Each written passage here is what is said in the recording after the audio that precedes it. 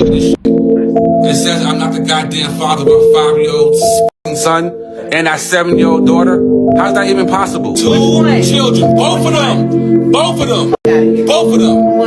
You out of here. You and your mom's out of here. For the man in this situation, the moment appears emotionally overwhelming as he processes information that clearly affects him on a personal level. His reaction suggests shock and disappointment, while the conversation quickly becomes tense and difficult for both sides at the same time. The exchange shows how differently people can respond under pressure, with emotions running high and communication breaking down in real time. Situations like this often become complicated when trust and clarity are involved, making the moment even more intense for everyone present. And in today's video, we're looking at a series of highly emotional confrontations between couples, where unexpected revelations lead to serious conversations and difficult decisions. Each clip continues to raise the stakes, so stay tuned for what happens next. Ask this shit one time. What? When you was gonna tell me that our youngest ain't mine? Who? Don't play with me right now, Kia. I swear to, your baby daddy told me that our youngest is not mine, Kia. See, why do you have to go and be messy like that? First of all, you already knew that in the first place. Whoa. Hell no. How? Yeah, I signed a birth certificate, so how I'm supposed to know, Kia, that it ain't my kid? That's the father, so what do you mean? Why didn't you tell me that he wasn't mine, Kia? Why did you have me believing that he was mine the whole time? Because at the end of the day, you knew that me and his dad were sleeping together. Kid, I didn't know that. How did I know that? We was in a whole relationship. Because we had separated at a point in time, and I went to go stay over there. You didn't think that I was over there sleeping with him the whole time? No, because you told me y'all didn't have nothing else going on. He's not yours. And yeah, I knew the whole time. Yo, go get this little nigga shit out my house right now. No. Get your shit and get... What really stands out in this moment is how suddenly the conversation shifts, leaving the other person clearly shocked and trying to process what's being said. It completely changes the mood and makes the situation feel tense and uncomfortable. The biggest issue here is the clear emotional disconnect between both sides. One person seems overwhelmed and confused, while the other stays unusually calm, which only adds to the awkwardness of the moment. Overall, it turns into a difficult exchange where communication breaks down, and both people are left reacting in very different ways. What? Our 3 sons is not ours. 3 sons. 3! 11, 12, and 10. But guess, before you even say anything, what I did, because I'm a smart young man. No. What I did, hold on. Let me tell you what I did. I called the school. I canceled my tuition checks. That's not going to happen. Yes! Hell yeah! We supposed to renew this lease in January. Guess what? I let the landlord know I'm not renewing the lease. So I don't know where you guys are going to live. I am not taking care of you and 3 kids is not mine. Didn't see that one coming. I'm not going to argue with you. What I'm going to tell you is this. I don't know where you guys going in 3 weeks. Once January hit, I am not renewing the lease. I'm not paying no goddamn school tuition. Take me to court. Take me to court. No, you're right. I'm not kicking you nowhere. I'm not renewing the lease. I'm not renewing the lease. That's what I'm not doing. Okay. That's what we're not doing. Well, I'll figure it out. They figure it out. No, they're not. That paper says different. What you have 5 times? No, wait, I'm not trying to argue with you. I'm leaving. You can have this place. You can have the clothes. I'm good. Goodbye. This is one of the most emotionally heavy videos in the compilation, as the situation clearly involves a long-term relationship where trust and expectations appear to have been deeply affected. The reaction from him shows how much the situation weighs on him, especially after years of shared history and support between them. What makes it even more intense is the sense of investment over time, where one person feels they have given a lot into the relationship, making the moment even harder to process. Situations like this often hit harder because they involve not just the present, but everything built over the years. And in the next clip, things take another unexpected turn that adds even more intensity to the story, so stay tuned. What could this be? What could this be? It's not shaking. It's not my necklace, I don't think. Let's open this up. Ooh, it feels kind of thick, okay? Hold on, it may be. This better be a ticket to Dubai for 2 weeks straight, round trip. Because you know I've been wanting to go to Dubai. Open it up. Yeah, read it. What is this? You know what it is? I just want you to know that I know. Nevaeh is not mine. She's not my daughter. Why did you do this tonight out of all nights? Why? Because I wanted you to know that I know Nevaeh is not mine. I've had doubts. So What I went doubts? got a DNA test. Nevaeh is not mine. She's not my daughter. Why would you do this? She loves you though. Why would you do this? She's not my daughter. Why would you do this? Why would you cheat? I didn't cheat. Why would you cheat on me? I didn't. That's proof right there. DNA test. Nevaeh is not my daughter. Oh babe, really? Out of all days, you had 3 years to give this to me. Now you want to give this to me? Alright, well listen. You and Nevaeh got to the end of the month to get out of my house. You're kidding, right? I'm not kidding. But that's You your and daughter. your daughter had to the end of the month to get out of my house. But that's Kelly. your daughter. It's not my daughter, Kelly. Yes, it is. Paperwork says it's not my daughter. Why would you do this? I am not the father. No. Stop, babe. Can we just talk? Get the camera out my face. Can we just... When she's confronted about it, her reaction shifts toward wanting to continue the conversation privately, away from the cameras. That change in tone adds another layer of tension to an already emotional moment that IT also highlights how timing and communication matter in situations like this. When something has been left unaddressed for a long time, bringing it up later can feel overwhelming for both sides, especially in a public setting where emotions are already running high. Mistake, and this is probably going to destroy my marriage, but how do I tell him that our 3 kids are not biologically his? For context, my husband is an amazing man. He bought me this beautiful house, these wonderful rings, nice cars. He treats me and our kids amazingly. He's never cheated on me. He's just always been a good man. But the guilt is eating me alive, honestly.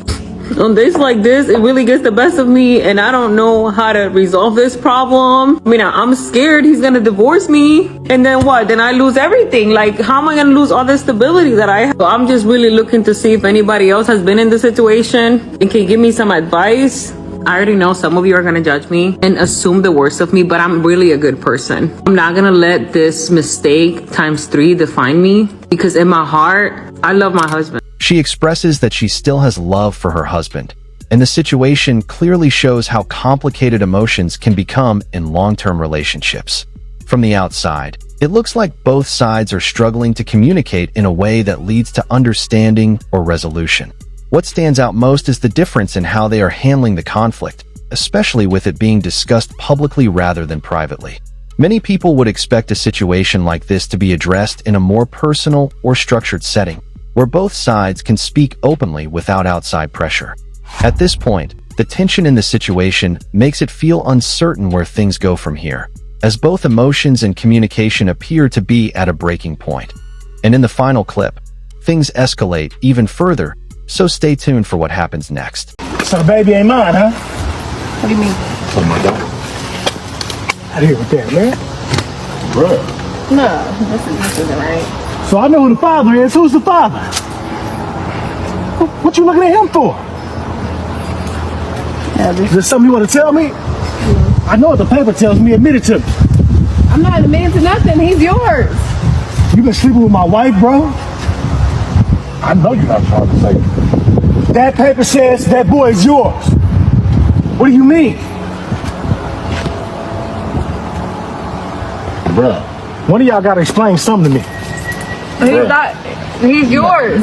Stop playing. You play too much, bro. I'm not playing, okay? Dead ass. Talk. Calm down. Chill out. Oh, don't tell me to calm down. What? Honestly, the man does appear to stay relatively calm given the intensity of the situation. Even when emotions seem high, he manages to keep his composure, which isn't always easy in moments like this. Most people would likely find it difficult to remain steady under similar pressure, especially when the conversation becomes emotionally charged. It really highlights how differently individuals react when faced with stressful or unexpected situations.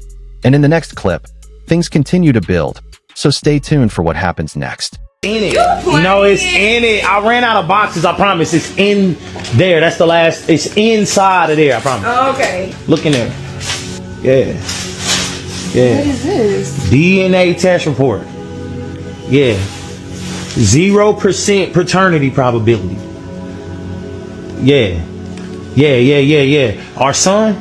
Nah, yeah, that's not me. This right here say my son ain't my son, and you ain't even got nothing to explain because this explained it already. Yeah, matter of fact, no, it's not. Go to the next page. I'm gonna show you how much I'm joking. I'm gonna show you divorce settlement agreement. Divorce settlement. I already pre-made it up. Divorce agreement. It's up. What is you know what that mean? That mean we over with. We over with. Get out my house. Get out my. It sounds like, in this situation, the man chose to take decisive steps after receiving serious information, including getting a DNA test and moving forward with divorce proceedings at the same time. From his perspective, it may have felt like a way to get clarity and closure without prolonging an already very emotional situation. Moments like this are often very heavy for everyone involved because they combine shock, trust issues, and life-changing decisions all at once. In cases like these, people tend to react differently. Some try to work things out, while others choose to end things quickly to avoid further uncertainty or pain. It says I'm not the goddamn father of a 5-year-old fucking son and that 7-year-old daughter. How's that even possible? How's that possible? Yeah, wake up. Wake up. Wake up. First of all, don't ever wake me up. No. What you're about to do is open that goddamn paper up. What I'm going to tell you right now is this. You and your mother and these 2 kids. I don't give a goddamn. Because I just fucking opened it. You, your mom, and these 2 kids. You're damn right I'm not the father of these 2 children. Both of them. Both of them. Both of them. Both of them. You out of here. You, your mom's out of here. You're out of here. Out. From what's shown, this man appears to have provided a stable home for his wife, as well as support for her family and their children. It comes across as a significant level of responsibility and care over time. What makes the situation more emotionally heavy is the sense that trust in the relationship may have been deeply affected, leaving him processing a very difficult and unexpected reality. Situations like this often hit harder because they involve both long-term commitment and personal investment that, in the end, it reflects how complex and painful relationship breakdowns can become when trust issues surface after years of shared life and responsibility. What's up? What's up is why you've been lying to me for 11 years, telling me that DJ is my real son. Why you been lying to me? What have I been lying about? I got a DNA test done. A DNA saying what? Saying that he's not my son. Let me see this DNA test. You don't need to see it. I saw it. How DNA test gonna say? How you gonna be lying to me for 11 years? Why would you do that to me? Where's the lie? The lie is you. You are the lie. You have been lying to me for 11 years, having me believe that my son that I've been raising for 11 years is not really my son. Like, how could you do that to me? Like, what can you say for yourself right now? What made you get a DNA test? Because I went through your phone. And why? Talking about me, laughing and bragging, telling your friends that I have no idea that he's really not my son. So I went and got a DNA test done. Like, you think I'm stupid or something? Like, how could you do this to me? You know what? What? You had no business going through my phone and getting You a care DNA more test about on me my going son. through your phone than you lying to me about my son not being mine? Are you kidding me right now? Are you kidding me right now? You care more about being humiliated and me finding out that our son is not really my son and that he has a different father. I should have, because I thought he was my son. Because you've been lying to me this whole time. What are you talking about? Does it matter? It does matter. Are you crazy? What do you mean? That absolutely matters. Like, you don't see anything wrong with what you did? You don't see anything wrong with what you did? You've been lying to me. You've been sitting here lying to me for 11. Of course I love him, but I can't. But you guys can't stay. You can't stay here. For someone to discover something so significant after 11 years, it's understandable that the reaction would be extremely emotional and intense. A moment like that can completely shift how a person views their past, their relationship, and everything they believe to be true. At the same time, situations involving long-term family bonds are rarely simple. Even when difficult information comes to light, the emotional connection built over years doesn't just disappear, especially when a child is involved. It creates a mix of shock, sadness, and confusion all at once. Overall, it's a deeply painful situation where trust, identity, and long-term attachment all collide, making it one of the hardest kinds of experiences for anyone to process. I know for certain that Dreani is your child's father. Yes, I'm 99.99999% sure. I'm ready. Please read it out loud for me. Braden is not my biological son. Oh my God. Oh my God. That cannot be right. It says that right there. So, Brandy, Dreani is not the father of your child. It's no other possibility. Well, clearly there is. Brandy. That can't be right. It's Come correct. on, Karamo. Brandy, This stuff has kept me up at night, Karamo. I'm being honest. It's kept me up at night. My feelings have hurt. As a man, I've pain in my body. I gotta tell you, I'm absolutely shocked right now. Because I'm 100% absolutely an incredible father. And like I said, regardless of how I deal with women sometimes, I try to be a decent man. And I want to be a better man. There's no other possibility. I don't understand what's going on. For something like this to be revealed on live television is understandably very intense and emotionally difficult. In moments like this, it's not just the individuals involved who are affected, but also their wider circle, family, friends, and co-workers, who may later see or hear about what happened. Being in a public setting adds an entirely different level of pressure because anything shared or revealed becomes immediately visible to a large audience. That can make the situation feel even more overwhelming in real time. Overall, it highlights how high-stakes and emotionally charged live TV moments can become, especially when personal matters are involved. Hey, what's up? Hey, babe, what are you doing home? I got something for you. Yep. It's light, so it gotta be my keys. Hey, you got me that car? I got something better than that. Take it out. Show it. Hey, why would you? Same thing I said. I'm at work. I got 2 jobs. But babe, I'm busting my ass for you. This is what you doing? But wait, let me talk to you. Don't talk to me. Don't babe me. None of that. I've been literally working hard.